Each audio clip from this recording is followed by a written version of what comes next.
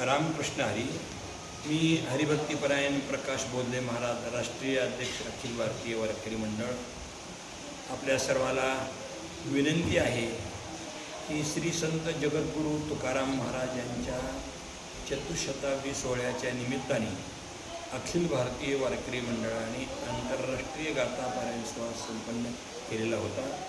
देशभरातील माझ्या अखिल भारतीय वारकरी मंडळाच्या पदाधिकाऱ्यांनी खूप कष्ट घेतलं आणि जगद्गुरू तुकाराम महाराज संस्थान देहूचे आशीर्वाद, देहूकरांचे आशीर्वाद त्याला होते.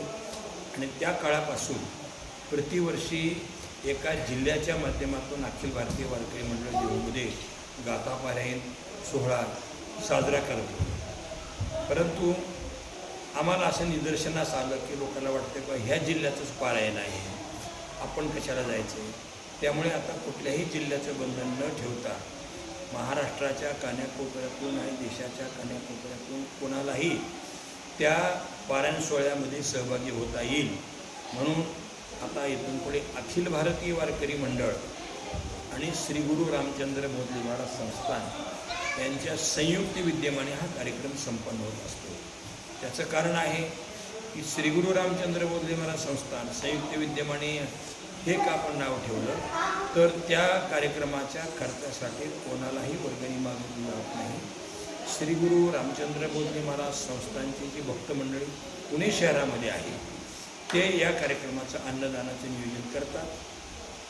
त्याच्यातूनही काही लोकांना असं वाटतं की जरी अखिल भारतीय वारकरी मंडळाच्या वतीने हा कार्यक्रम असला तरी जगद्गुरू तुकोबारायांच्या देहू क्षेत्रामध्ये हा कार्यक्रम चाललेला आहे, आम्हाला याच्यामध्ये थोडं बहुत योगदान द्यायचं आहे असं जे स्वेच्छेने योगदान देतात ते आणि सद्गुरू रामचंद्र बोधले महाराज संस्थांची मंडळी जे पुणे शहरात राहतात यांच्यामुळे अन्नदानाचा खर्च भागवला जातो.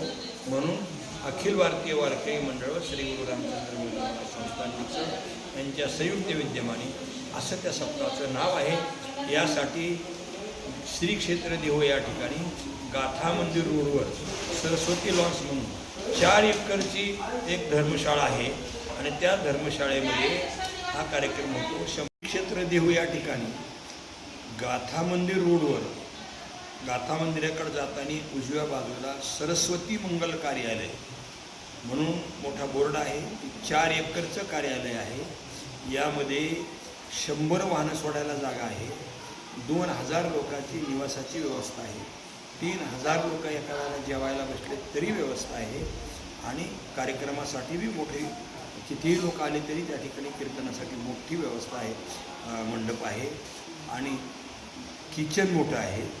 आणि जर कोणाला वाटलं दुपारच्या वेळा किंवा मधल्या वेळेला तर 1.5 एकरचं असं बाग बगीचा लॉन्स आहे. आणि त्यामुळे आपल्या सर्वांना विनंती आपण जरूर पारायण सोहळ्यासाठी यावं. कोणालाही 1 रुपया फीस नाही, फक्त येताना आपला गाथा घेऊन या. दुसरी गोष्ट अशी आहे, काही लोक म्हणतात आम्हाला गाथा पारायणाला बसण्यासाठी आमचे गुडघे साथ देत नाही. त्यांना विनंती, तुम्हाला जरी पारायण नाही करता आलं तरी तुम्ही काय करा, जे पारायण करणारे लोक आहेत, भाविक आहेत, जे वाचक आहेत, त्यांना तुम्ही जरी प्रदक्षिणा घातली तरी पुण्य लाभेल. काही लोक म्हणले आम्हाला प्रदक्षिणा घाला इतकेसुद्धा शारीरिक ताकद नाही आमची. त्यांना म्हणलं तुम्ही बसून ऐका. फक्त आपण देहू या पावन क्षेत्रात गेलं पाहिजे. जगद्गुरू तुकोबारायांचे माऊली ज्ञानोबारांनी पाया जरा चला आणि जगद्गुरू तुकोबारायांनी कळस केला. अशा या जगद्गुरू तुकोबारायांच्या पावन क्षेत्रामध्ये आपण जाणं, त्या क्षेत्रात जाणं भाग्याचं आहे तुम्हाला. कारण हा सप्ताह 26 फेब्रुवारी 2026ला सुरू होतो आहे, म्हणजे फाल्गुन शुद्ध दशमीला. त्याचं कारण याला कन्याची दशमी म्हणतात.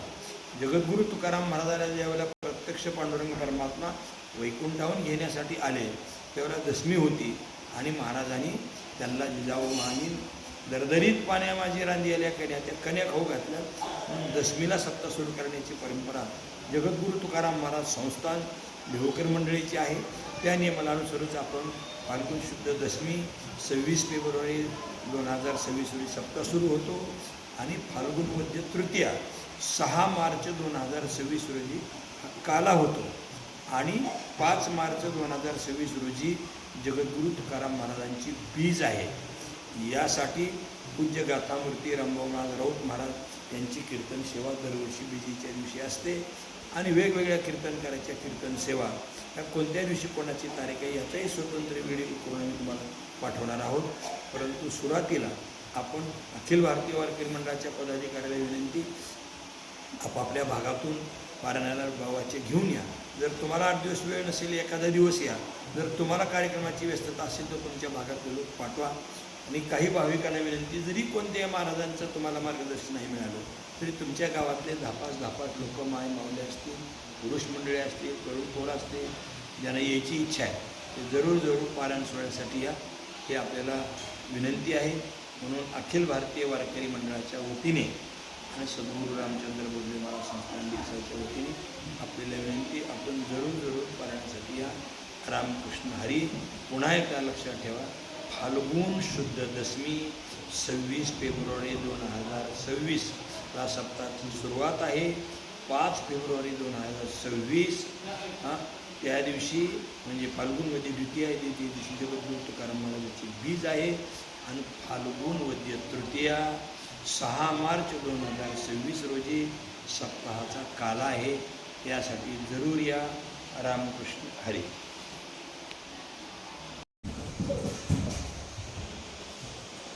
या कार्यक्रमाच्या संपर्कासाठी मी हरिभक्तीपरायण प्रकाश बोधले महाराज, राष्ट्रीय अध्यक्ष अखिल भारतीय वारकरी मंडळ तथा अध्यक्ष श्री गुरु रामचंद्र बोधले महाराज संस्थान, माझा नंबर घ्या 76 20 20 00 46.